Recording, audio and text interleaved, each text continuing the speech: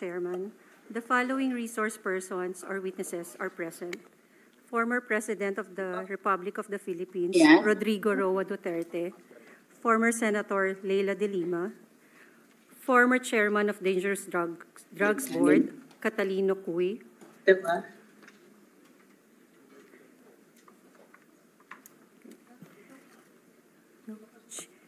Chief of Hospital, DOH Drug Abuse Treatment and Rehabilitation Centers, Dr. Jose Liabres. From DSWD, Kevin Bumagat. Chairperson of Commission on Human Rights, Attorney Richard Palpal Latok. Retired General Romeo Karamat Jr., Inspector General of Internal Affairs Service, Attorney Brigido de Jesus Dulay. Lieutenant Colonel Jovi Espenido. From Davao City Police Office, Colonel Lito Patay. From PNP Drug Enforcement Group, Colonel Hector Grijaldo. Also present is Major Emil Garcia. Former PNP Chiefs, Retired General Archie Francisco Gamboa, Retired General Debold Sinas, Retired General Vicente D. Danao, former PIDEA Director General Aaron Aquino, former Presidential Legal Counsel and Presidential Spokesperson, Attorney Salvador Panelo, former Chairman of Presidential Anti-Corruption Commission, Mr. Greco Belhica, former Mayor of Iloilo City, Jed Patrick Mabilog, Chairman of Free Legal Assistance Group, Attorney Jose Chel Diokno, founder of Program Paghihilom, Father Flaviano Villanueva, widow of Joselito Gonzalez, Miss Cristina M. Gonzalez, representative of the parents of Kian Santos, Mr. Randy De Los Santos. That's all, Mr. Chair. Can we proceed with the administration of the oath? Mr. Chair, wait a minute, please. before we administer the oath, may we know if Kerwin Espinosa was invited? Sige, ganito muna. Let's administer the oath to all those present and then let's now inventory who we invited and did not appear. Yung pang gawin natin. Sige. Thank you, Mr. Chair. Please administer the oath. Kindly stand up to all our resource persons. Kindly raise your right hand. Do you solemnly swear to tell the truth, the whole truth, and nothing but the truth in this proceeding? For the record, Mr. Chair, everyone answered in affirmative. Thank you. Maraming salamat po sa inyo lahat. Okay, Committee Secretary, may mga tanong din kami. Sino ang ating inimbitahan na hindi naman pumunta ngayong umaga? We invited retired Colonel Royina Garma. She sent a request to allow her to avail of the granted medical leave furlough approved by the Honorable Quad Committee. And next, sino pa? Yes, we also invited Edilberto Leonardo, but currently he is infected with COVID-19. We also invited Gerardo Padilla, but we did not get any reply. Padilla, sir, former director of the Directorate for Reformation. But he got our invitation. Is that confirmed? Your Honor, there's no acknowledgement, but we sent our invitation. Sige, so who's the, meron pa ba? Sino pa? We also invited General Oscar Albayalde, former PNP Chief Guillermo Eleazar, and also General Leonardo Carlos. Kerwin Espinosa, sorry, Your Honor, we sent our letter, but no reply. So with that, Mr. Chair, may I put on record that next hearing, these people should be required to attend? Yes. Hindi pa yata tapos. Go ahead. Sino We pa? also invited retired General La Peña and Retired General Wilkins Villanueva. They promised to attend the next hearing, sir. Are you sure you're comprehensive in your list? Yes, sir. Sino pa? Yan na. Not yet, sir. Ayan, not We yet. also Okay, go ahead. invited Mr. Guban. However, he just received the letter today, and he is under the custody of House of Representatives. And then we also invited Mr. Kerwin Espinosa. Yes, but we cannot locate his address yet, so we will seek the help of PNP also. And that's it, sir. Are you sure that's it? Sir, we also invited Ermina Espino, but we cannot locate her address. Mr. Chair, may I know Yes. the reason why Mr. Guban is not around? He just received the letter today. He just received the letter today. Yes, Your Honor. We sent the letter to Quadcom of House of Representatives. Mr. Chair,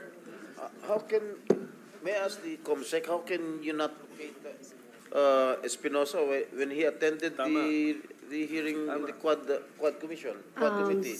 Your Honor, we asked the Quadcom Committee Secretary for his address, but he did not reply. Who did not reply? The Quadcom Committee Secretary.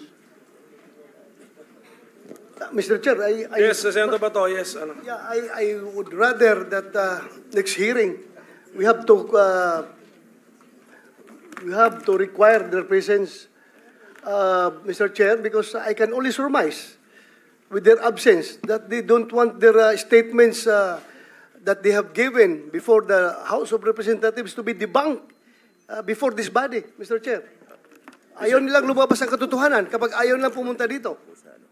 So that's it. That's my only observation, Mr. Chair. Mr. Chair, Yes, I Senator just would like Estrada. to amend the motion of Senator Bato that we issue a subpoena duces tecum against all those who were invited but did not attend in today's hearing. A correction daw. Ma'am Espino is here? Yes, sir. Emina, so okay. So, I'm sorry. Subpoena ad Basta- testificandum. Yes, okay, ganito. I'm sorry. Okay, ganito gawin natin, okay? It has been manifested that Mr. Guban is under the custody of the House. Yes, Your Honor. Oh, they should have allowed him to attend. He has been requested by Senator Bato kasi to be There is no to be reply. here. So the two others under the custody of the House are sick. Isa with COVID-19, isa undergoing a previously scheduled important medical procedure or examination. So we understand, we are reasonable people. Doon lang ako nagtaka kay Mr. Jerry Guban, bakit hindi siya pwede if he's under the custody of the House. How come the House did not allow us to have him here before us, my colleagues? So anyway, at any rate, the remedy of this committee, as suggested by my colleagues, is the issuance of a subpoena to all Subpoena of... ad Yes, testificandum. I stand corrected, Mr. Chair. yes. Siguro, and we appeal to the House that for those people that they know the address is off, share the address. Share the address of these people. And then, of course, the committee will also exert utmost efforts to find these people and get their addresses. So, ganun na muna. In the meantime, my dear colleagues, ganun, we issue a subpoena to all those in the original list of invitees We will na comply, hindi Your Honor. pumunta ngayon, or even those with excuse letters, subpoena ang susunod na issue. Okay? We will comply, Your Honor. Mr. Chair, may I know what would be the next move that this body is going to take if after we have given them, issued them a subpoena, still, they will not be allowed by the House, since the House is having custody over their living body. If they will not be allowed to attend before this hearing, what will we do? I will coordinate with the House chairpersons. Actually, I talked to Chairman Ace Barbers and nabanggit din naman niya sa akin yung medical request of Colonel Garma. Kaya I had an idea na may conflict sa schedule.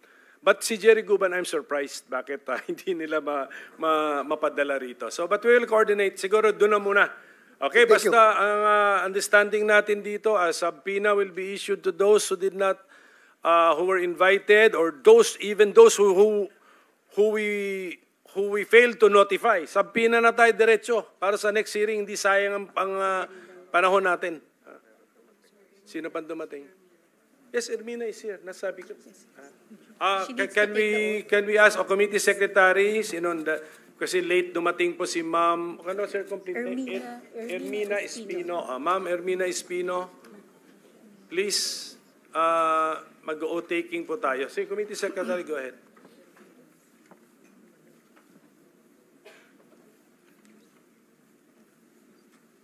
And Mr. Chair, may I move that in the next hearing, we include in the subpoena one attorney Enrico Rigor,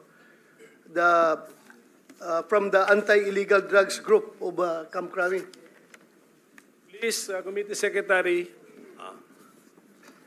Pero in fairness to Mr. Rigor, no, he was not invited for today's hearing. Pero diretso na tayo sa subpoena. Oh. And also, Mr. Chair, another one to be invited is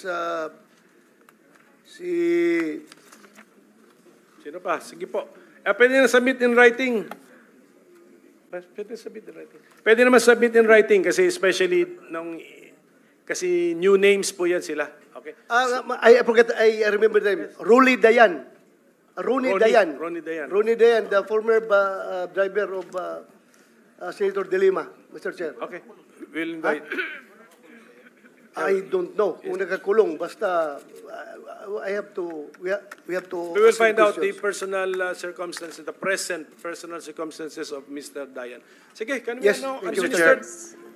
Before that, since this hearing will entail a lot of time, siguro pwede na i-coordinate ng ating committee na pakuha na ito si Guban dun sa House of Representatives kung pwede. Suggestion of our Senate President Pro Tempore, let's exert effort to coordinate with the House. Basta dito pa morningan, so ang hearing natin, we have to observe some kind of a discipline, make good use of our time. We try to suspend our hearing by 3 or 4 p.m. this afternoon. Mr. Chair. Madam Chairman. Hey, can we finish with this Pino? Baka malimutan pa natin. Let's Ms. administer Espino. the oath to this one person late arrival. Yes, Ms. Ermina Espino, kindly raise your right hand. Do you solemnly swear to tell the truth and nothing but the truth in this proceeding? Senator Risa Ontiveros. Yes, Mr. Chair. Pwede rin po bang maimbita sa next hearing ang DOJ Secretary Remulla at yung current chief ng PNP IAS? And Chief of PNP IAS, Attorney Dodo Dulay is here. And he's here. And ready siya. I Salamat, think he's Mr. ready. He Chair. also took his oath. Salamat, Chief. And then si Secretary Remulla na lamang po. Yeah, kung Secretary Remulla Salamat will kayo, be Mr. sent an Chair. invitation letter. Majority Leader. Thank you, Mr. Chairman. A while ago, you answered in the affirmative that we are now adopting the new rules. Perhaps, Mr. Chairman, to expedite the proceedings when we invite witnesses or resource persons, we should likewise ask for their sworn statement.